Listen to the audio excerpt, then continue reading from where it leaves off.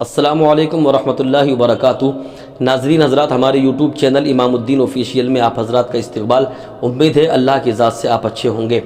تہجد کی نماز کی طاقت، آپ جانتے ہیں کتنی طاقت ہے تہجد کی نماز میں؟ تہجد کی نماز پڑھنے کے لیے بندہ جب اٹھتا ہے تو وہ خود نہیں اٹھتا، بلکہ اللہ رب العالمین اسے چنتا ہے، اور جسے اللہ چنتا ہے اسی کو اللہ اپنی بارگاہ میں کھڑا کرتا ہے۔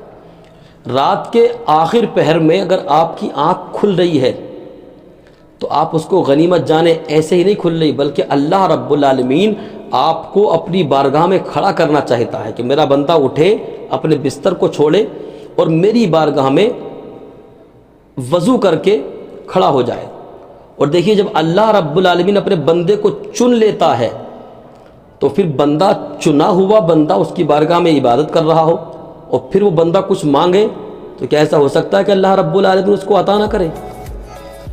چنا ہوا بندہ، عام بندہ جب اللہ سے مانگتا ہے تو اللہ رب العالمین اسے بھی مایوس نہیں لوٹاتا، تو جو چنا ہوا ہو، جو رات کے آخر پہر میں اٹھ کے کوئی نہیں دیکھ رہا اللہ کے علاوہ، اور وہ بندہ اللہ کی بارگاہ میں عبادت کر رہا ہے، سردی کا موسم ہے، اٹھا، سردی کے موسم میں اپنے بستر کو چھوڑا، گرم گرم نرم نرم بستر کو چھوڑا، اور چھوڑنے کے بعد بندہ اٹھا، اٹھ کر کے وضو کیا، وضو کر کے نماز پڑھنے کھڑا ہوا، تہجد کی نماز پڑھی، تو مجھے بتائیے یہ عمل، بستر سے اٹھنا، وضو کرنا، نماز پڑھنا، یہ سب آپ خود نہیں کر رہے ہیں، یہ اللہ رب العالمین آپ سے کروا رہا ہے۔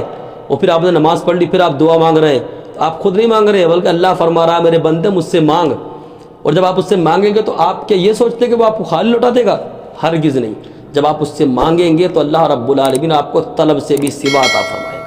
اللہ پاک مجھے آپ کو سب کو تہجد کی نماز پڑھنے کی توفیق عطا کرے۔